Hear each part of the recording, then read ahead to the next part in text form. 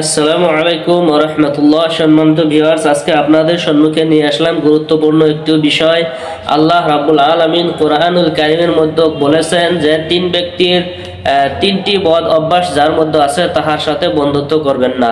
সেই তিনটি বদ অভ্যাসওয়ালা ব্যক্তিদের সম্মুখে আজকে আপনাদের সম্মুখে সেই তিন বদ অভ্যাস থাকা ব্যক্তিদের কথা তুলে ধরবো। আপনারা সেই ব্যক্তির সাথে বন্ধুত্ব করবেন না। আল্লাহ রাব্বুল আলামিন কোরআনুল কারীমের মধ্যে সেই বিষয়ে নিষেধাজ্ঞা জারি করেছেন। তো আল্লাহ রাব্বুল আলামিনের কথা আমরা শুরু থেকে শেষ পর্যন্ত শুনবো, তাই হলে আমরা কথাগুলো বুঝতে পারবো। আর যদি আমরা শেষ পর্যন্ত না দেখি হয়তো তিনটি থেকে আধুরা হয়ে যাবে। তো আমরা সে সিরিয়াল ভাই যেমন আল্লাহ পাক কোরআনুল কারীমের মধ্যে তরতিবের সহিত তিনটি অভ্যাসের কথা বলে দিয়েছেন, তো ওদের অনুসরণ করা যাবে না। ওদের সাথে উঠা বসা বন্ধুত্ব কি ধরনের করতে কি মতে করা যাবে না, কিরকম ভাবে করা যাবে সেই সম্পর্কে আপনাদের সম্মুখে সামান্য খোলাসা হিসাবে তুলে ধরবো আজকে। তো কথা না বাড়ায় চলুন আমরা আগে বাড়ি।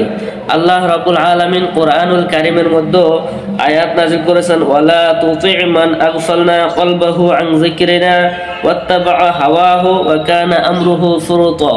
আল্লাহ রাব্বুল আলামিন কোরআনুল কারীমের মধ্যে আয়াত নাযিল করেছেন যে তোমরা অনুসরণ করিও না, ওয়ালা তুতি, তোমরা অনুসরণ করিও না, তাদের সাথে বন্ধুত্ব করিও না, সম্পর্ক তাদের সাথে এরকম ঘনিষ্ঠতা রাখিও না। কাদের সাথে?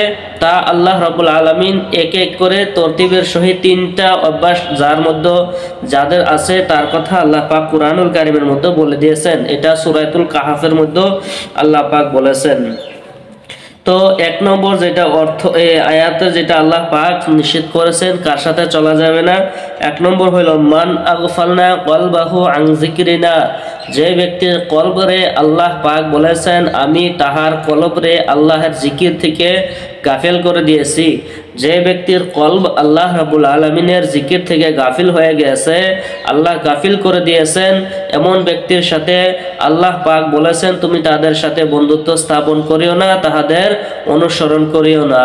তো এখন আপনি কিভাবে বুঝবেন যে কাহার কলবকে আল্লাহ পাক তাহার আল্লাহের জিকির থেকে গাফিল করে দিয়েছেন? আপনি এটা ট্রায়ের জন্য আপনি যার সাথে বন্ধুত্ব করেছেন তার সাথে আপনি যদি 2 থেকে 3 ঘন্টা সময় বসেন, তো 2 থেকে 3 ঘন্টা বসার পর আপনি তখনই দেখতে পাবেন সেই মানুষটার কলবের মধ্যে আল্লাহের মহব্বত এবং জবানে আল্লাহের জিকির আছে কি না। কিভাবে বুঝবেন?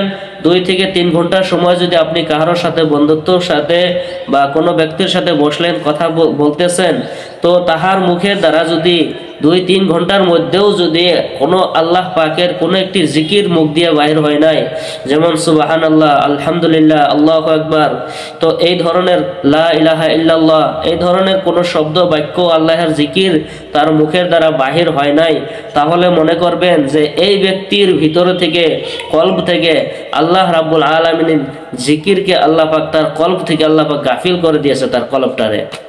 গতিকে এই বদ অভ্যাস তার বদ অভ্যাসে পরিণত হয়ে গেছে, এটা তার কলবটাকে আল্লাহ পাক গাফেল করে দিয়েছেন। তো এই গাফেল ব্যক্তির সাথে আপনি সম্পর্ক স্থাপন করবেন না। যার 2-3 ঘন্টা যাওয়ার পরেও তার মুখ দিয়ে আল্লাহর নাম হয় না, তাহলে আল্লাহর জিকির আসে না, তাহলে আপনি তার সাথে চললেও আপনিও ঠিক তেমনই হয়ে যাবেন। আপনি মনে করবেন না আমি ভালো, তাকে ভালো করার জন্য আমি এগুলো করবো। হ্যাঁ, আপনি করতে পারেন, দাওয়াত দিবেন, ভালোর দিকে ডাকবেন, ওইটা ঠিক আছে, কিন্তু আপনি তার সাথে ঘনিষ্ঠ বন্ধুত্ব সম্পর্ক, উঠা বসা, খাওয়া লওয়া, অত একটা আন্তরিকতা বজায় রাখবেন না, ওটা আল্লাহ পাক নিষেধ করেছেন। তো 2 নম্বর যেটা হইল ওয়াত্তাবা হাওয়াহু, যে বদ অভ্যাসটি হইল 2 নম্বর, যে ব্যক্তির সাথে আপনি বন্ধুত্ব করবেন না, যার অনুসরণ আপনি করবেন না, তার বদ অভ্যাস 2 নম্বরটি হইল সে যদি খালি তার নিজের খাহিশ অনুযায়ী দুনিয়াবি ধান্দাতেই লিপ্ত থাকে, তার সব সময় টাকা পয়সা, ধন দৌলত, অমুক তমুক, নারী গাড়ি বাড়ি, এই ধরনের ধান্দাবাজি, তার নিজের চাহিদা, শরীরের চাহিদা হোক, তার ঘরের চাহিদা হোক, ইত্যাদি ধরনের তার চাহিদা খাহেশ, যদি এই ধরনের লোভ লালস তার ভিতরে থাকে, তার আখিরাতের কোনো ফিকির থাকে না, তার মধ্যে আখিরাতের কোনো চিন্তা চর্চা বাস করে না, সে শুধুমাত্র খালি তার দুনিয়াই লাগে, দুনিয়ার মহব্বতে সে পাগল হয়ে গেছে। তো এই ধরনের ব্যক্তির সাথে আপনি বন্ধুত্ব করবেন না। এই ধরনের ব্যক্তির সাথে যদি আপনি বন্ধুত্ব করেন তাহলে আল্লাহ পাক নিষেধ করেছেন, নিষেধাজ্ঞা উল্লঙ্ঘন করলে যে শাস্তি আল্লাহ পাকে দিবে, আপনারও কল্প গাফিল করে দিবে, এবং যার সাথে আপনি চলবেন তাহার মতো আপনারও কি করে দেবে আল্লাহ রাব্বুল আলামিন দুনিয়ার ভিতরে আপনাকে ছেড়ে দেবে, আল্লাহ নিজের জিম্মাদারি ছেড়ে দেবে। আর দুনিয়ার জন্য যে পাগল হয়, আল্লাহ পাক তো আল্লাহর হাবিব তো বলেছেন কুল্লু হব্বুদ দুনিয়া রাসুকুল্লি খতিয়া, দুনিয়ার মোহাব্বত হইল সমস্ত গুনাহের মূল মন্ত্র। গতিকে আমরা কোনো এরকম দুনিয়াবী ব্যক্তির অনুসরণ করব না ইনশাআল্লাহ। কিন্তু যদি তাহার আখিরাতের ফিকির থাকে তাহলে আমরা কিছু হলেও আখিরাতের ফিকির পাওয়া যায়, তাহলে তার সাথে কিছু সম্পর্ক রাখা যাবে। যার যত ফিকির পাওয়া যাবে তার সাথে অত সম্পর্ক রাখলে তো ভালো। 3 নম্বর যেটা হইল আল্লাহ রাব্বুল আলামিন ওয়ালা তুতি'কু নিষেধাজ্ঞা করেছেন যে তোমরা তাহার অনুসরণ করবে না, বন্ধুত্ব করবেন না। সেই 3 নম্বরটি হইল ওয়াকানা আমরুহু ফুরুতা, যে সে ব্যক্তি আল্লাহ রাব্বুল আলামিনের নাফরমানি এরকম ভাবে করে, সীমা লঙ্ঘন করে ফেলেছে, সীমা পার করে অতিক্রম করে দেয়, যে কোনো গুনাহ করে মানে সীমা অতিক্রম করে ফেলে, এরকম ব্যক্তির সাথে আপনি সম্পর্ক স্থাপন করবেন না, তার অনুসরণ এবং বন্ধুত্ব করবেন না। তো আপনি কি করে বুঝবেন যে কোনো ব্যক্তি তার গুনার সীমার একদম পার করে দিছে? এরকম ভাবে আপনি বুঝতে পারবেন সহজ কথা একটা, আজকালের যুগে তো সহজ। যদি কোনো ব্যক্তি নামাজই পড়ে না, নামাজ হঠাৎ কিংবা কারণবশত কাজা হয়ে গেলে গুনাহ হয়, তো আপনি যে করে বুঝবেন যে কোনো ব্যক্তি গুনাহ তার সীমা উল্লঙ্ঘন করে দেয়। যে নামাজই যদি কোনো ব্যক্তি কাজা শুরু থেকে মানে নামাজই পড়ে না, 5 ওয়াক্ত নামাজটা কাজা করলে কত বড় গুনাহ, নামাজটাই পড়ে না বা মিথ্যা কথা অনাবরত হয়ে থাকে, হঠাৎ কোনো কারণে কোনো গুনাহ হয়ে গেলে গুনাহে তওবা করলে আল্লাহ রাব্বুল আলামিন সেই গুনাহে মাফ করে। কিন্তু যদি অনবরত সেই গুনার মধ্যে লিপ্ত থাকে তাহলে সেই গুনাহ আল্লাহ পাক যেটা সীমা রেখেছিল সীমা উল্লঙ্ঘন করেছে, সীমা পার করে দিয়েছে, অতিক্রম করেছে। তো এই ধরনের ব্যক্তির সাথে কোনো ধরনের বন্ধুত্ব রাখা যাবে না।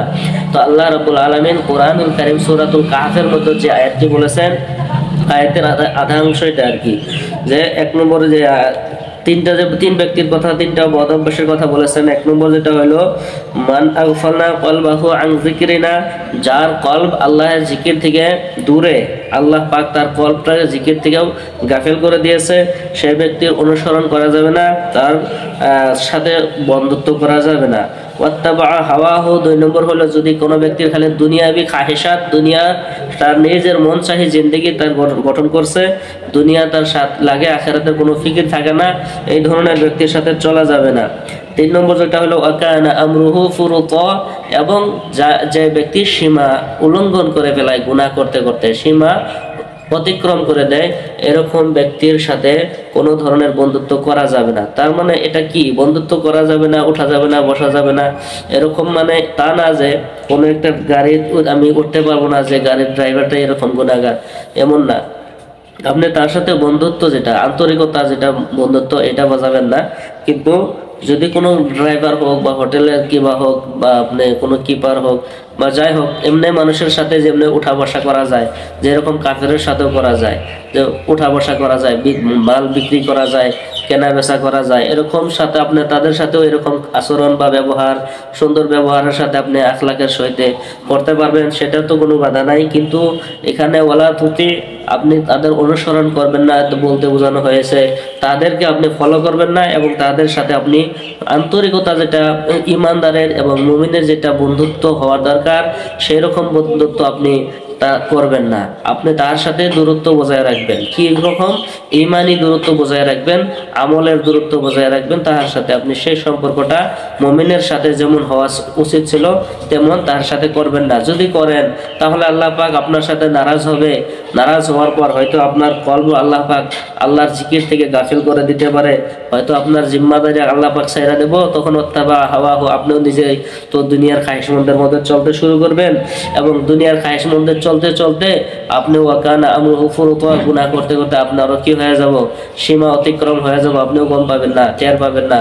গতিকে এই ধরনের ব্যক্তির সাথে আমরা যাতে সংস্পর্শ রাখি না, এবং আমরা এই ধরনের ব্যক্তিদের সাথে যাতে আন্তরিকতা, ভালো ঘনিষ্ঠতা যাতে আমরা রাখি না।